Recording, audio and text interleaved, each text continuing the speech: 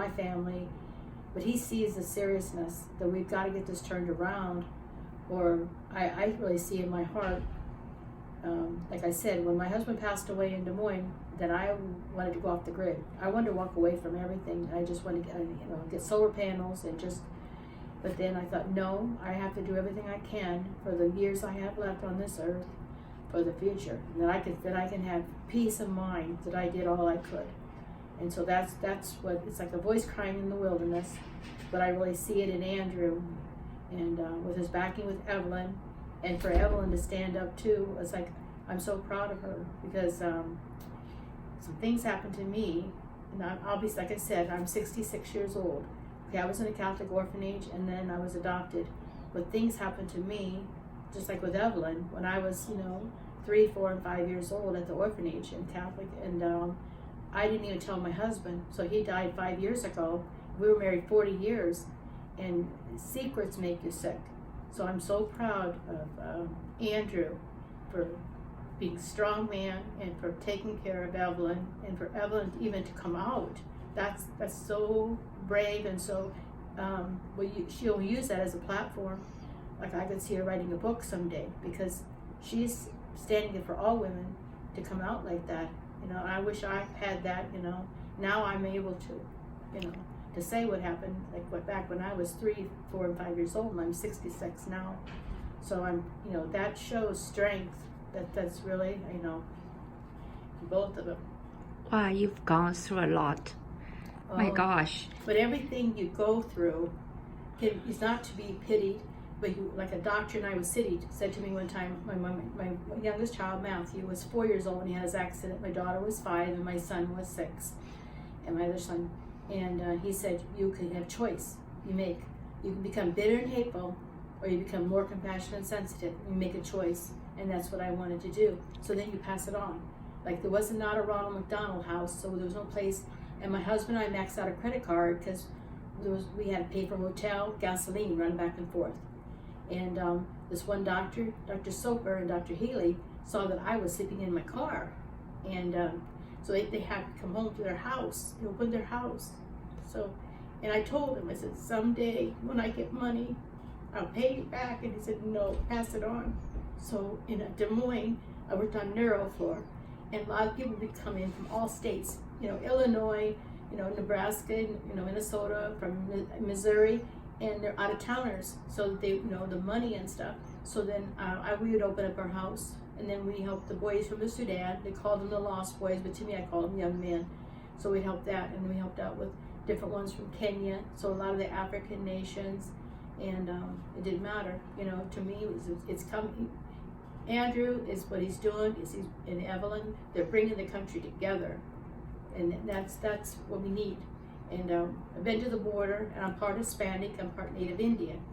And what Trump has done, I know what. I worked in a psych unit also. I volunteered for the county, the Polk County psych unit in the Sands. And when you take children like that, just like my father died when I was 3, and my mother, we had 12 in our family, so my mother went to the orphanage. Well, that's an abandoned issue. And when those children are separated from their families down at the border, that's an abandoned issue, and it does affect them. And for the First Lady, Melania, to wear a coat, and the back of her coat says, I don't care, that just, and then to her to say, be best, not to be a bully. And her husband is the biggest bully. And it's like, we have to take care of each other, be more compassionate, sensitive, and for everybody. Wow. You got me tears in my eyes. I'm sorry. Wow. I don't want that. It's so touching. You've gone through a lot. So I have one question. My son and I did some canvassing in Iowa and USC game, back in December in San Diego Stadium, and we met quite a few Iowans. They probably are a little bit of affluent because they could afford to fly to San Diego in the winter just for the game. Wow. And one big issue the one thing that they have been commenting is Trump people think Trump has brought economy better. It has improved the economy. So I hear it's my first time Oskaloosa.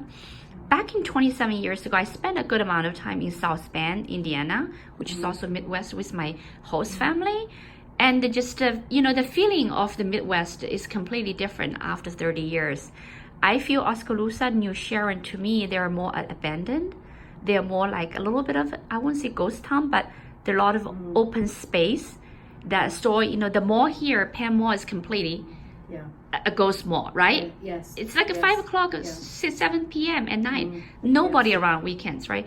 So I want to ask you about your experience of 4 years, Trump administration, how the economy has improved, increased, decreased from your own eyes, and tell me a little bit about your observation. Well, when my husband passed away at the hospital at night in the emergency room, and I tell all young women, or even at any age, especially if your husband is sick or whatever, to know exactly financial and everything. Well, then I didn't.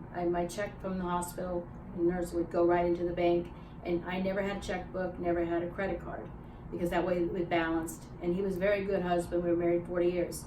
But he tried to protect me and not tell me about the bills. Well, then he died on a Wednesday night. I went down to Reese's funeral home in Ottumwa, because that's where the mortician had my little boy's funeral.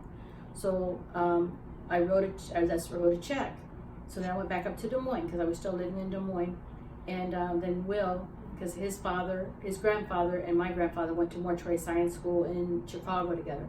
So, and plus Will and Karen, his wife, I've known them for years, because my husband had been a police officer in Ottumwa. Well, then Will called me and said, Peg, don't worry about it, but he said, you need to check the bank. He said, because I knew what I told him, my check had come from the hospital, just went into the bank. So I knew I had, part of the funeral covered. And he said, Peg, your check bounced. So he goes, I go, what do I do? Because I didn't understand. He goes, Peg, go to to Wells Fargo and find out. So when I got there, he passed away, like I said, on a Wednesday night.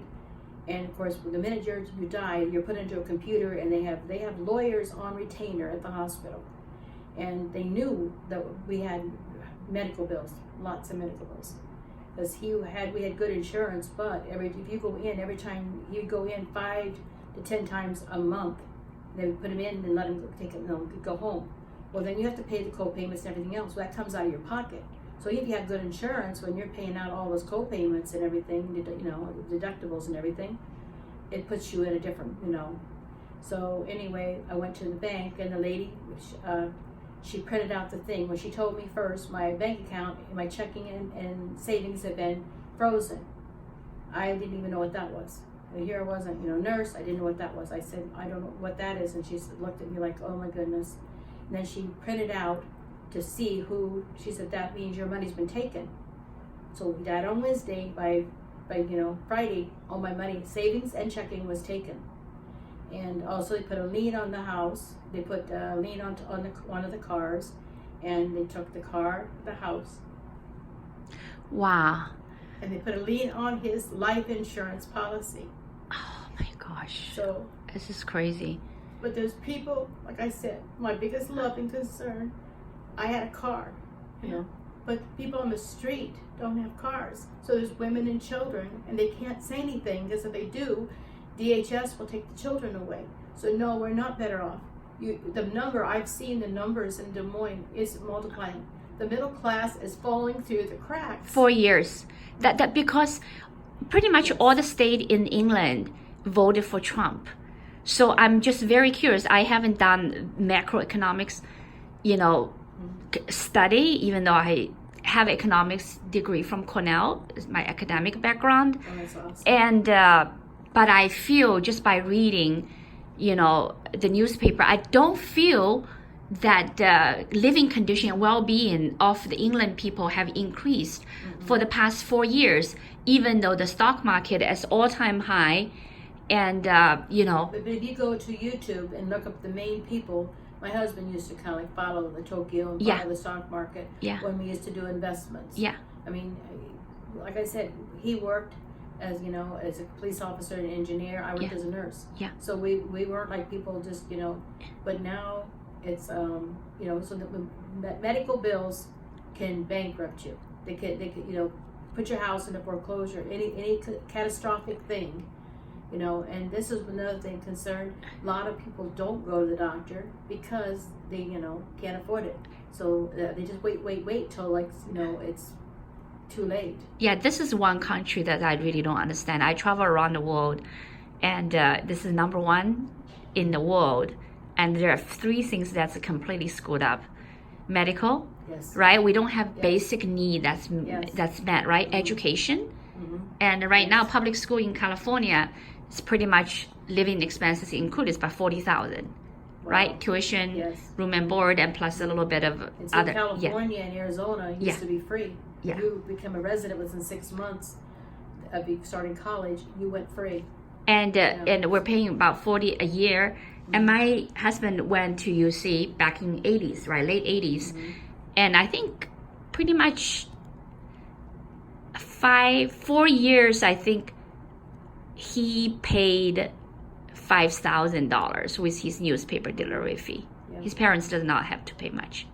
Yeah. That's the difference. And the other thing they need to straighten out, and I'm praying that, you know, Andrew can, you know, or have somebody like, you know, like yourself, you know, because I believe Andrew is smart enough to bring other people in that have the expertise in whatever field, you know. And that's the other thing. My husband started out at University of Iowa for law school. Well, then he decided there's so many lawyers, and you know how much of a, you know, he could, you know, really, so he switched over for engineering. But the books, okay, a lot of the classes did not switch. Yes. You can't transfer. Yes. Then also the books. So here are $300, $400 books, you know, and then you try to sell them back and you're not getting anything because there's something in there, you know, I don't know who's getting that, but they keep switching the books every year. Yeah. The education. Some books have to, but some don't. Yeah. So- Yeah. So the education medical number 3 is gone. You know, like I feel like